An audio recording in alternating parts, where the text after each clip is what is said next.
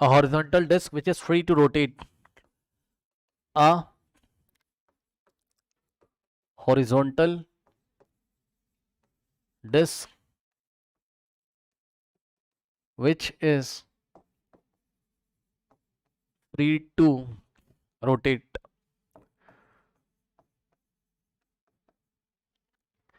About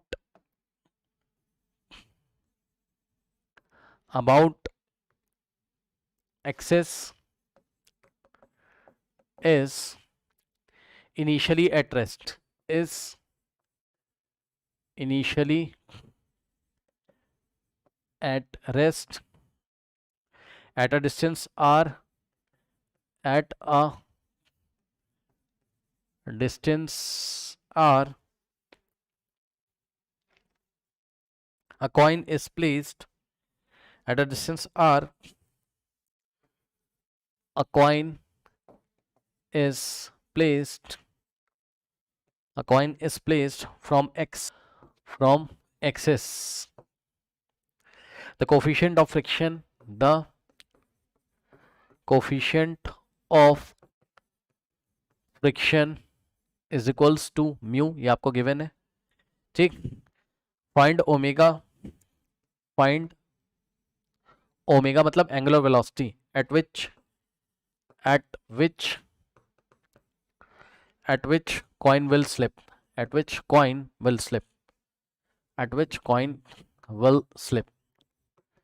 अब देखिए आपको किस तरीके से डायग्राम यहां पर दिया हुआ है, ठीक।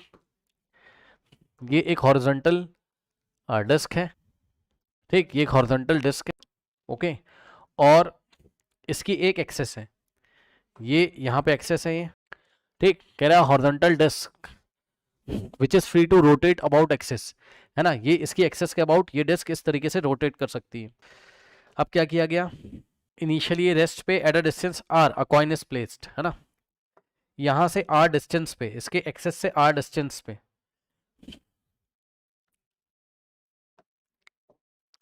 यहाँ पे एक कॉइन रख दिया गया है और ये डिस्टेंस आर आपको दिया हुआ है, ठीक, ये कॉइन है।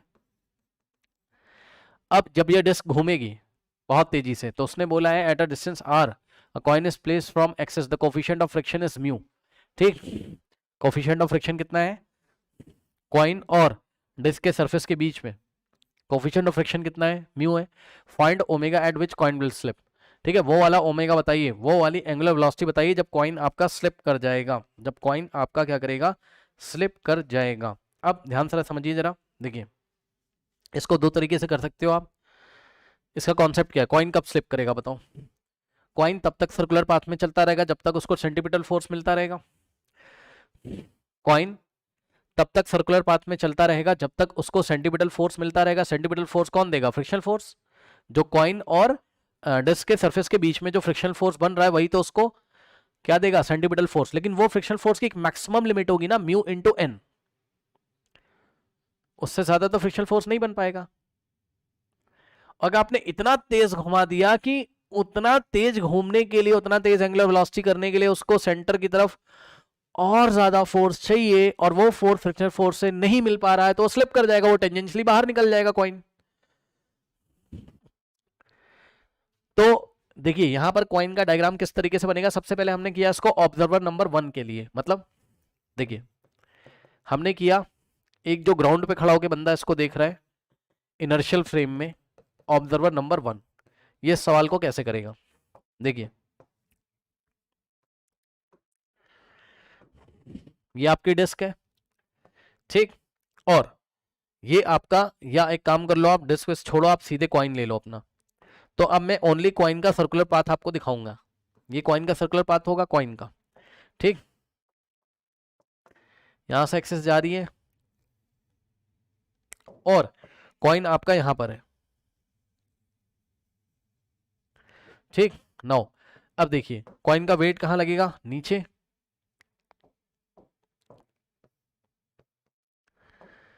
mg, और कॉइन पे डिस्क से एक नॉर्मल मिलेगा ऊपर की तरफ, और कॉइन को सेंटर की तरफ कौन पकड़ के रखता है, फ्रिक्शनल फोर्स, बस इसके अलावा तो कोई फोर्स नहीं है ना, ठीक। और यही, और रेडियस कितना है आपको, यहां से आर दिया हुआ है क्योंकि इस रेडियस में घूमेगा कॉइन इस तरीके से, ठीक। सो ये आर है आपका। नाउ यही फ्रिक्शनल फोर्स किसकी वैल्यू देगा आपको, एम आर ओमेगा स्क्वायर, ठीक।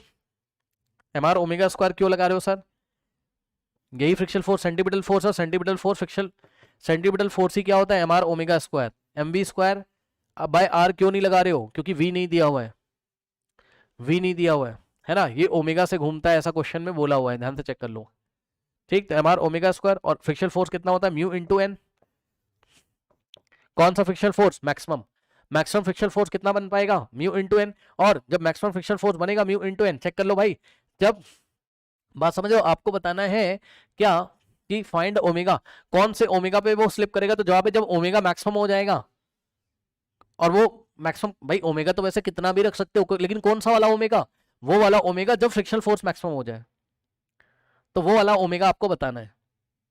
तो फ्रिक्शनल फोर्स तो मैक्सिमम म्यू इंटू एन होता है, तो म्यू इंटू एन जब फ्रिक्शनल फोर्स होता है तो उस टाइम ओमेगा आपको बताना है। नहीं तो क्या होगा, नहीं तो यही होगा, ओमेगा आप बढ़ाते जाओगे और म्यू इंटू एन तो फिक्स हो जाएगा, इससे ज्यादा फ्रिक्शन फोर्स बन नहीं पाएगा, सेंटर की तरफ फ्रिक्शन फोर्स मिल नहीं पाएगा, सेंटीमीटर फोर्स बन नहीं पाएगा, और सेंटर की तरफ वो उसको टर्न नहीं कर पाएगा, क्योंकि आपने कुछ ज्यादा ही तेजी से घुमा दिया। फ्रिक्शन फोर्स की एक लिमिट होती भाई, ठीक।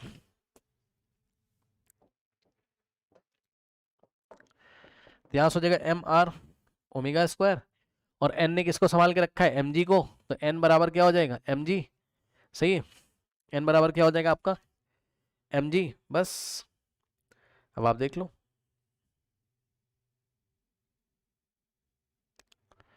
आप यहाँ वाली इक्वेशन से थोड़ा कमेंट भी कर सकते हो, यहाँ से ब्रैकेट में लिख दे रहा हूँ, ओमेगा बढ़ाने से फ्रिक्शनल फोर्स बढ़ेगा, ओमेगा बढ़ाओगे और फ्रिक्शन बढ़ेगा, ओमेगा बढ़ाओगे और फ्रिक्शन, लेकिन ओमेगा बढ़ाते बढ़ाते बढ़ाते बढ़ाते फ्रिक्शन बढ़ते बढ़ते फ्रिक्शन की मैक्सिमम लिमिट तो आ जाएगी ना भाई, और वो मैक्सिमम लिमिट कितनी है, म्यू इंटू एन, उसी टाइम ओमेगा आपको फिक्स कर देना उतना ही, उससे ज्यादा करोगे आप तो स्लिप, मतलब उसी टाइम वो स्लिप ही कर जाएगा, जस्ट उसे थोड़ा सा ज्यादा ओमेगा करोगे स्लिप कर जाएगा, तो वही वाला ओमेगा आपको बताना है, ठीक।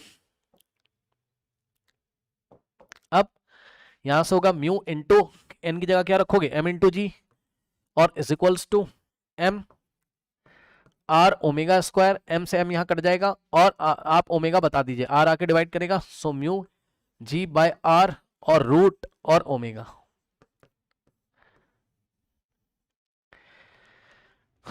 ठीक। इतने मैक्सिमम ओमेगा से आप इसको चला सकते हो। अब ध्यान से चेक करो, फॉर ऑब्जर्वर टू,